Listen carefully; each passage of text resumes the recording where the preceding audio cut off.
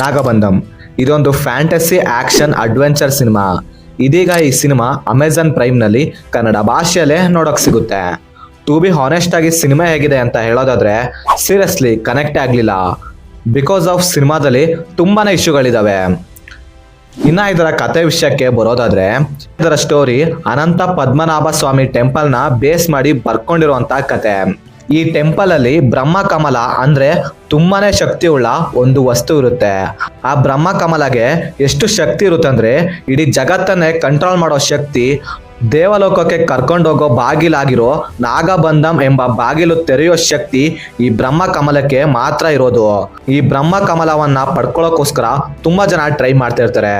So ಇವಾಗ ಆ ಬ್ರಹ್ಮ ಕಮಲ ಎಲ್ಲಿದೆ ಅದನ್ನ ಯೂಸ್ ಮಾಡ್ಕೊಂಡು ನಾಗಬಂಧಂ ಬಾಗಿಲನ್ನ ಓಪನ್ ಮಾಡ್ತಾರೋ ಇಲ್ವೋ ಅನ್ನೋದೇ ಈ ಸಿನಿಮಾದ ಕೋರ್ ಕಾನ್ಸೆಪ್ಟ್. ಮೊದಲನೇದಾಗಿ ಸಿನಿಮಾದಲ್ಲಿ ನನಗೆ ಇಷ್ಟ ಆಗಿದ್ದು ಇದರಲ್ಲಿ ಇದ್ದಂತ ಕೋರ್ ಕಾನ್ಸೆಪ್ಟ್. ಆ ಬ್ರಹ್ಮ ಕಮಲ ಹಾಗೆ ಆ ನಾಗಬಂಧಂ ಹೆಸರನ್ನ ಕೇಳ್ತಾ ಇದ್ರೆ ಇಂಟ್ರೆಸ್ಟ್ ಜಾಸ್ತಿ ಆಗುತ್ತೆ. ಆದ್ರೆ ಈ ಇಂಟ್ರೆಸ್ಟಿಂಗ್ ಟಾಪಿಕ್ ನ ತಗೊಂಡು ಸಿನಿಮಾದ ಟೀಮ್ ಅವರು ಸಿನಿಮಾನ ಅಷ್ಟೇ ಇಂಟ್ರೆಸ್ಟಿಂಗ್ ಆಗಿ ಹೇಳೋದ್ರಲ್ಲಿ ಫೇಲ್ ಆದ್ರು ಅಂತೀನಿ. ಬಿಕಾಸ್ ಆಫ್ ಸಿನಿಮಾದಲ್ಲಿ ತುಂಬಾನೇ ಇಶ್ಯೂಗಳಿದಾವೆ. ಫಸ್ಟ್ ಆಫ್ ಆಲ್ ಸಿನಿಮಾದ ರೈಟಿಂಗ್ ತುಂಬಾನೇ ವೀಕ್ ಆಗಿದೆ ಅಂಡ್ ತಕ್ಕ ಹಾಗೆ ಸ್ಕ್ರೀನ್ ಪ್ಲೇನು ಕೂಡ ಕನ್ವಿನ್ಸಿಂಗ್ ಆಗಿರ್ಲಿಲ್ಲ. ಸಿನಿಮಾದಲ್ಲಿ ಸ್ಟೋರಿ ಅಂತ ಏನ್ ಬರ್ಕೊಂಡಿದಾರಲ್ಲ ಅದೆಲ್ಲ ಫುಲ್ ರೊಟೀನ್ ಟೆಂಪ್ಲೇಟ್ ಆಗಿದೆ. ಹಾಗೆ ಸಿನಿಮಾದ ಸ್ಟೋರಿನೂ ಕೂಡ ಮುಂದೆ ಏನಾಗುತ್ತೆ ಅಂತ ಆರಾಮಾಗಿ ಪ್ರೆಡಿಕ್ಟ್ ಮಾಡ್ಬೋದಾಗಿತ್ತು.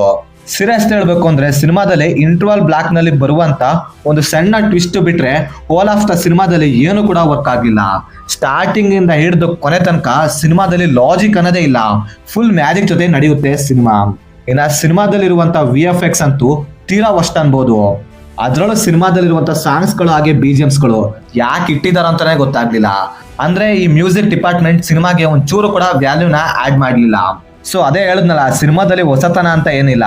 ಅದೇ ರೊಟೀನ್ ಟೆಂಪ್ಲೇಟ್ ನ ಯೂಸ್ ಮಾಡ್ಕೊಂಡು ಅದೇ ರೊಟೀನ್ ಟ್ರೀಟ್ಮೆಂಟ್ ನ ಮಾಡಿ ಪ್ರೆಸೆಂಟ್ ಮಾಡಿದ್ದಾರೆ ಅಷ್ಟೇ. ಸೊ ಎನಿವೇ ಈ ಸಿನಿಮಾಗೆ ನಾನ್ ಕೊಡ್ತಿರೋದು 5ಗೆ 1 ಸ್ಟಾರ್ ಅಂತೀನಿ. ಅದು ಕೂಡ ಬಿಕಾಸ್ ಆಫ್ ಇದ್ರಲ್ಲಿ ಇರುವಂತ ಕಾನ್ಸೆಪ್ಟ್ ಹಾಗೆ ಅವ್ರು ಹಾಕಿರುವಂತ ಎಫರ್ಟ್ಗೋಸ್ಕರ. ಸೊ ನನ್ನ ಪ್ರಕಾರ ಇದೊಂದು ವೇಸ್ಟ್ ಆಫ್ ಟೈಮ್ ಅಂತೀನಿ. ಸೊ ಇದಕ್ಕಿಂತ ಒಳ್ಳೆ ಸಿನಿಮಾಗಳು ಮಾರ್ಕೆಟ್ ಅಲ್ಲಿ ಸಿಗ್ತವೆ, ಟ್ರೈ ಮಾಡಿ ನೋಡಿ.